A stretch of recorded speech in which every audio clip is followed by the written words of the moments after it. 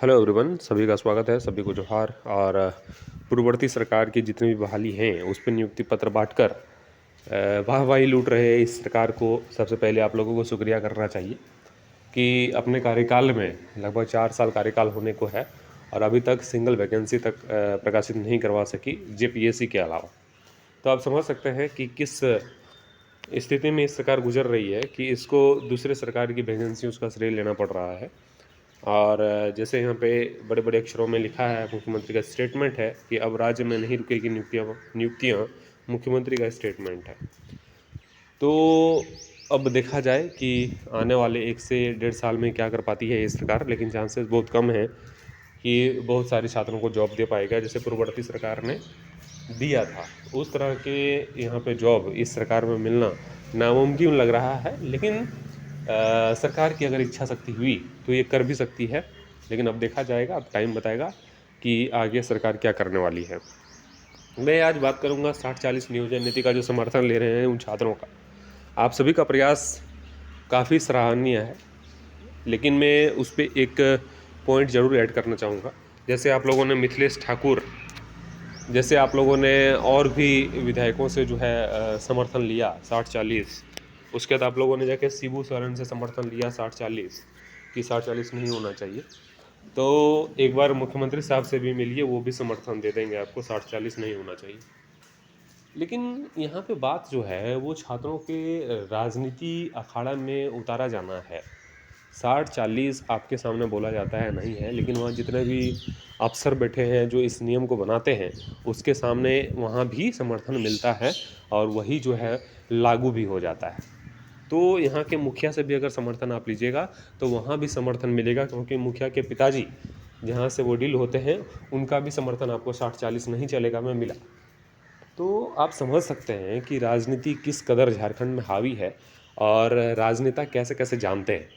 यहाँ मेरे बोलने का साफ तौर पर यही मतलब है कि राजनीति होनी चाहिए, लेकिन छात्रों के साथ नहीं होनी चाहिए। मैं उन छात्रों का दुख बताने का प्रयास थोड़ा करता हूँ जिनका उम्र निकल गया। एक वैकेंसी है झारखंड पुलिस 2015 में आया था। उस समय लगभग लड़कों का जो है बहुत सारे लड़के एज कम रहने के कारण इस कंपटीशन से बाहर हो गए थे, मतलब फॉर्म को अप्लाई ही नहीं कर पाए थे। और अब ऐसा टाइम आ गया है कि अब अगर वैकेंसी झारखंड पुलिस का आता है तो वो सभी लड़के जो वहाँ पे एज कम रहने के कारण फॉर्म को अप्लाई नहीं कर पाए थे, अब उनका उम्र ज़्यादा हो जाने के कारण फॉर्म को अप्लाई नहीं कर पाएंगे। तो उसका दुख दर्द कौन सुनेगा? ये थोड़ा आपको समझने की ज़रूरत है और सरकार को समझने की ज़रूरत है कि उनका क्या, जो छात्र वर्दी का जुनून लेके घूम रहे हैं कि मुझे एक मौका मिलेगा, और 2015 से 23 बीत गया, 8 साल में कांस्टेबल की वैकेंसी नहीं आई है। और कांस्टेबल का उम्र सीमा सीमित रहता है कि इतना से इतना तक अगर आपका एज है तो आप फॉर्म को सबमिट कर सकते हैं। उस स्थिति में उन सभी छात्रों का क्या होगा जो एक बार भी झारखंड पुलिस के फॉर्म को नहीं सबमिट कर पाए? कभी उनके बारे में भी, उनके दुख दर्द को भी सुनिए, उनसे कभी मिला करिए, तब आपको पता चलेगा कि झारखंड में किस तरह से राजनीति हावी है।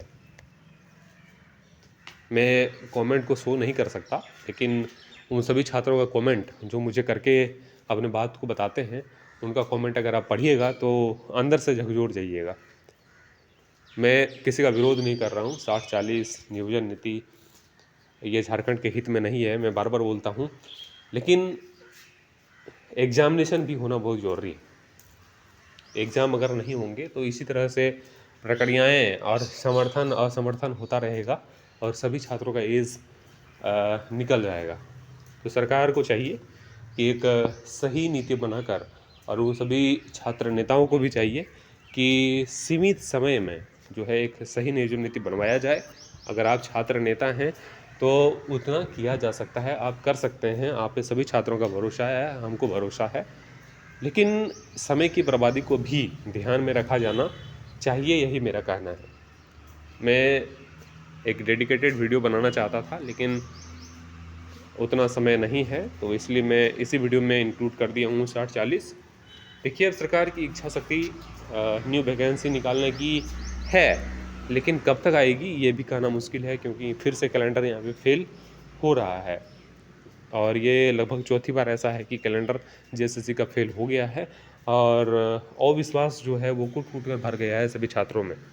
जेएसएससी को भी चाहिए कि वो अगर स्वतंत्र आयोग है वो अगर अपने अनुसार वैकेंसियाँ निकालती हैं बहाली करती हैं तो उसको भी चाहिए कि अगर आप कैलेंडर को रिलीज़ करते हैं तो कुछ सोच समझ के रिलीज़ करिए।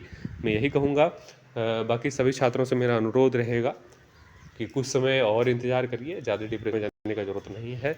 वैकेंसियाँ आएगी, आप परीक्षा देंगे, तो तैयारी में लगे रहिए, दूसरा कोई उपाय नहीं है। और ये सरकार जो मन में आएगी वही करेगी, आप कुछ नहीं बिगाड़ सकते इन सरकार का।